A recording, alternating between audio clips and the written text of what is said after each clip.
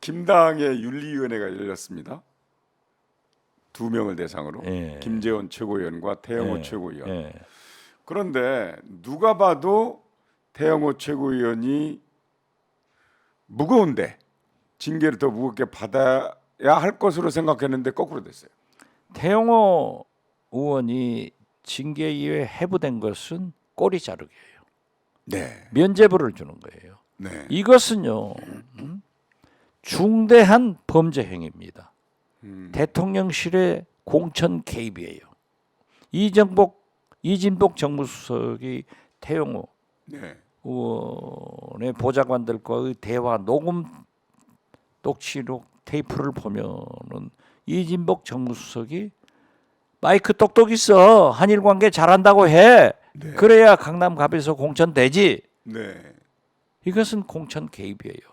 박근혜 대통령은 이러한 일 때문에 2년 감옥에서 살았어요. 그러니까요. 제 귀에는요. 박근혜 대통령이 달성에서 탁 치는 소리가 들려요. 아, 나 억울해서 못 살겠다. 왜 나한테는 인형 지역 살고 자기 구속한 게 누굽니까? 윤석열 대통령이 한 거예요. 그렇죠. 응? 수사에서. 그런데 여기는 또 이렇게 선택적으로 적용하느냐 하는데 이것은요. 징계로 이로 보내는 것 3개월 정직이 문제가 아니라 이건 꼬리 자른 거예요. 그렇기 때문에 이것은 범죄 행위입니다. 네네. 공직선거법 위반입니다. 네. 그렇기 때문에 저는 검찰에서 수사를 해야 된다. 그 꼬리 자른다고 해서 그게 사라지는 건 아니잖아요. 그렇죠. 네. 그리고 만약에요. 네. 태영호 의원은 자기 생명을 걸고 북한에서 영국 대사관에 근무하다가 한국으로 자유를 찾아서 오신 분인데 네. 정무수석이 그렇게 얘기했는데 자기만 3개월 잘려놓고 내년 총선에서 강남 갑구에서 경선을 붙인다거나 또는 공천을 받을 수 있는 거죠. 공천 안 주죠. 그랬을 때 태영 의원이 참아요? 그때 다 불어요. 아, 그럴까요? 화 풀죠. 그건 무서운 분입니다. 아니, 그거 생각해 보세요. 자기가 살던 네. 북한에서 외교관이 되려면은요 초중고 때부터 엘리트 코스를 보냅니다.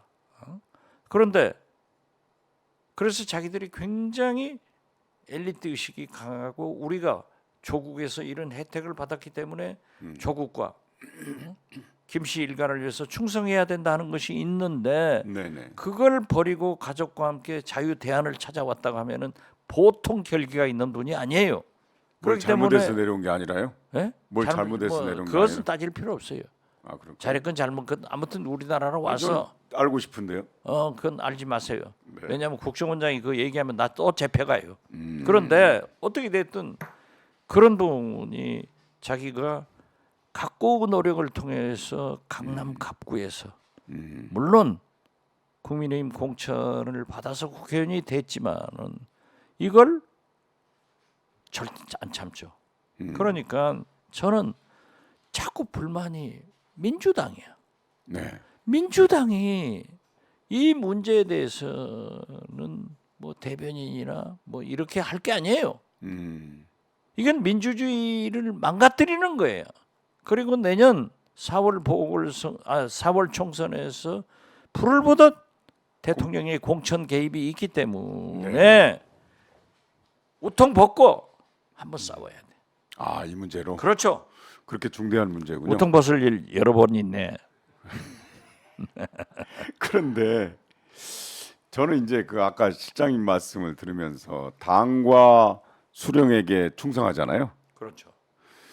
근데 이 대형호 이분이 사과를 하는데 당과 대통령실에 사과만 하고 그게요. 국민에게는 안 하더라고요. 그게요. 네. 우리 언론들이 그러한 말단지엽적으로 빼주는 것은 또 민주당에서도 그러한 얘기를 하는 것은 결국 면죄부 쓰는데 둘러리를 서주는 거예요. 그런가요? 김재원 전 최고위원의 징계 같은 것은 그 자기들끼리 했으니까 네. 또 사실 어떤 의미에서 보면은 징계를 하지 않고 그대로 놔둬서 그런 실언을 망언을 계속하면은 민주당은 내년 총선에 이익이 돼요.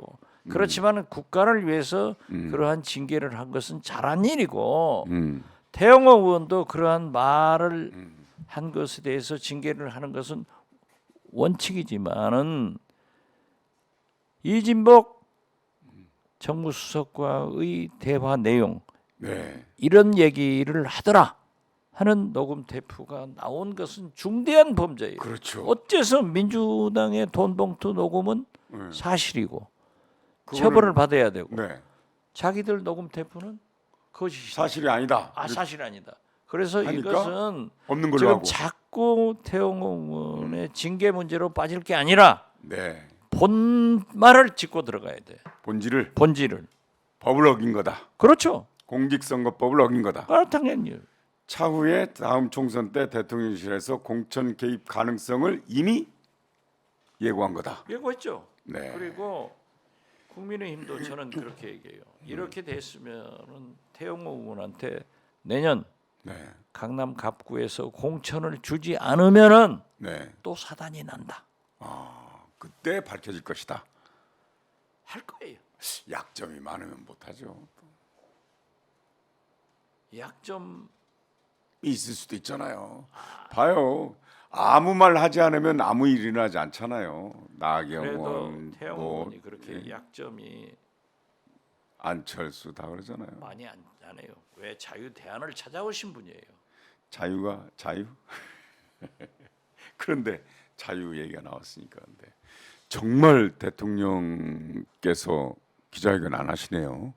아니 근데 안 한다는 이미 예고는 있었지만 안 할 것이다라는 보도는 있었지만 설마 그래도 했는데 정말 안 하시네요. 하실 말씀이 없는 거예요. 아니 국무회의에서는 다 하잖아요. 그러니까 자화자찬 하지 말라고 해놓고 자기 식구들 모여놓고 네. 자화자찬 하잖아요. 자 어제 오찬만 하더라도 최고위원 김재원, 네. 태영호 오면은 성가시니까 잘라버리잖아요. 못 오게 하고 자기들끼리 하고 기자실에 방문해서 뭐 한 10여 분, 15분 이것도요. 좋은 지적을 해서 성공하게 해주라 이런 것은 옳은 말씀이에요. 그렇지만 입만 버리면은 가짜 뉴스 이걸 얘기하는 것은 언론에 대한 공갈입니다. 협박이에요. 거의 도어 스태핑도 안 하겠더라고요 이제. 안 한다고 했죠. 이미 아니, 공사해서 안 된다니까. 가벽을 갖다가 진짜 벽으로 만들었어요. 아니 글쎄요. 그걸 이때까지 몰라요? 설마 했죠. 그래도 잘그 나는 진짜 저는 굉장히 순진합니다. 성경환 순진해요. 앵커하고 앉아 있으니까 내가 10단으로 다시 올라가야겠다. 이렇게 몰라 어떻게? 아니 청와대 버리고 오마이 TV가 좋아요 구독을 안 누르는 이유가 여기에 있구만. 지금 저는 눌러주세요. 굉장히 저를 보고 눌러주세요. 예 이재명 민주당 알지 마세요. 저보고 알지 마세요. 저기 이재명 알지 말라고? 아니 하명파 그분이 하명파라는 분이 저보고 알지 마세요. 시장님 태영호가 무슨 약점 있냐 물어봤더니 시장님 알지 마세요 그랬잖아요. 그렇죠. 알지 마세요. 그거 알면 잡혀가요. 나는 얘기하면 진짜 가요. 그건 국정원법 위반이야. 그 세상에 아는 것을 다 얘기할 수 없지 않습니까? 그러니까 윤석열 대통령이 기자회견을 안 한 겁니다. 네. 무슨 얘기를 하겠어요? 또 기자들이 질문하면은 전용기 또 안 태우려고? 그렇죠. 못하죠. 이재명, 그러니까 네. 오염수, 이 핵폐수도 그렇지만은 우리가 보고 싶은 곳을 가서 검증을 해야 되는데 네. 성분 분석. 윤석열 대통령은 당신이 하고 싶은 얘기만 하고 네. 국민 소리는 안 듣겠다예요. 기자가 국민을 대신해서 소리 내는데. 국민은 1호가 국민 1호가 기자예요. 아, 그렇기 때문에 기자하고 간담회를 하는 것은 5천만 국민하고 하는 것하고 똑같아요. 저는 맥주 한잔 어제 하면서. 저녁에도 기자들하고 저녁을 먹으면서 신랄한 질문을 받았는데 저보다는 다 잘한대요. 어제 대통령은 아무나 하나